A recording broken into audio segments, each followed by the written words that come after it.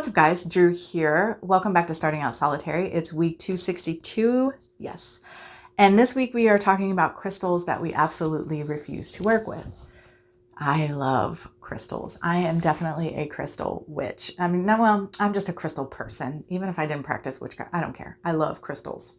I feel a deep connection with them. So I work with just about any crystal or mineral that comes into my frame of reference. If I can get my hands on it, I'm probably going to work with it.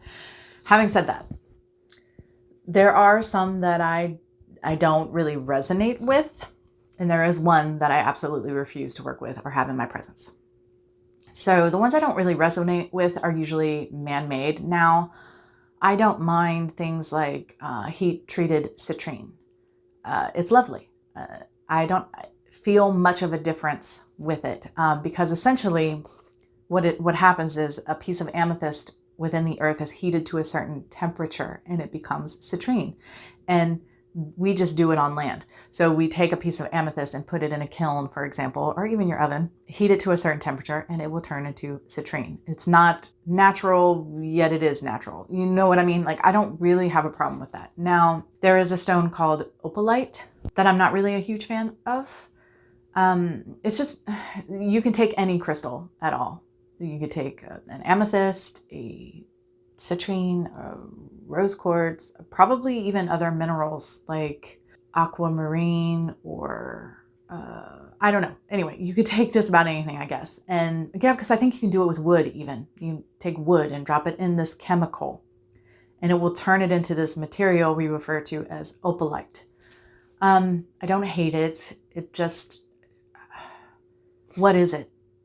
What is it? Like, okay, if you took a piece of amethyst and you dropped it in this chemical, is it still amethyst? I mean, there are people who say, you know, it has metaphysical property. I just don't really get anything from it. I get something. I just don't really know what to do with it, honestly. I think it's pretty. I own some, but I don't really work with it. Dyed howlite, you know, they'll call it turquoise a lot of times, but it's really just howlite that's been dyed. It's okay. I wish you hadn't dyed it, but okay.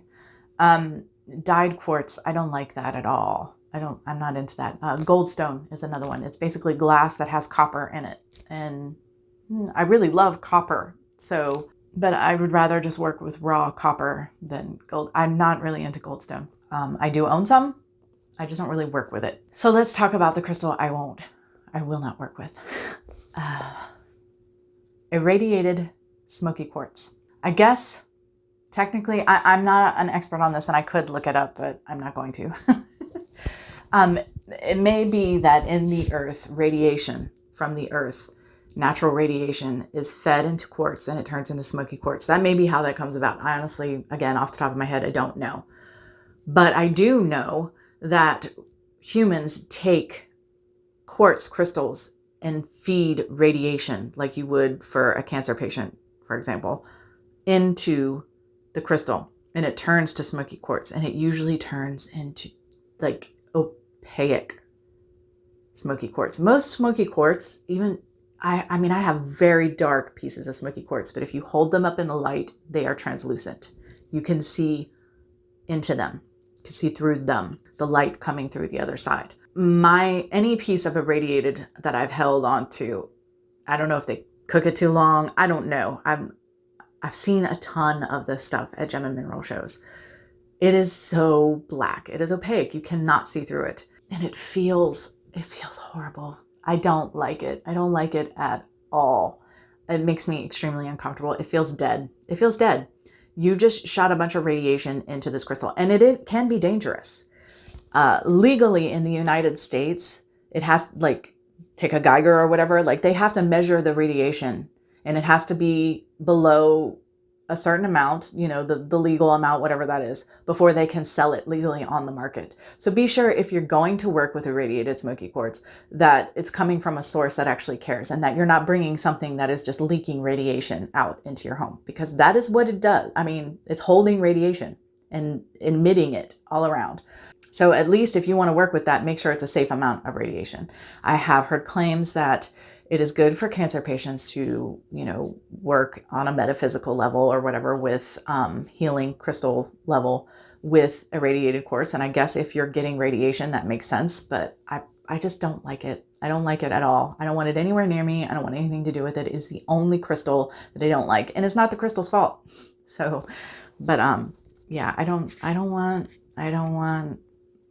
it. Yeah, that's basically the only crystal in existence that I am aware of that I don't want anything to do with. Yeah, they feel really hollow and dead. I hate them. It's like, why did you do this to this beautiful piece of quartz? Anyway, I love regular smoky quartz. It's just not the same. At least not the ones that I've come into contact with. And again, that's hundreds of pieces, honestly, through gem and mineral shows. Oh, it's awful. Okay. Do you have a crystal that you won't work with? I know long ago I used to have a problem with tiger iron, but I don't really anymore. Although I will say this, stones that are very grounding, I don't really get along with. What I mean by that, I love them. I love lodestone. I love hematite. I love smoky quartz and black tourmaline. I love them so much, but I cannot put them on my person for very long. I get overly grounded. I'm a pretty grounded person, apparently. Like if I wear grounding stones for too long, which is usually more than 24 hours, actually less than 24 hours, hematite I can only wear for a matter of minutes. Lodestone I can wear for a little while. Smoky quartz is a little bit longer. Black tourmaline, not very long at all. Longer than hematite is the worst. I literally become uncomfortable in my own skin with hematite, but with the others, I get depressed after a while. I start to feel very down and just very heavy. I don't feel good. It took me a long time to figure out what was going on.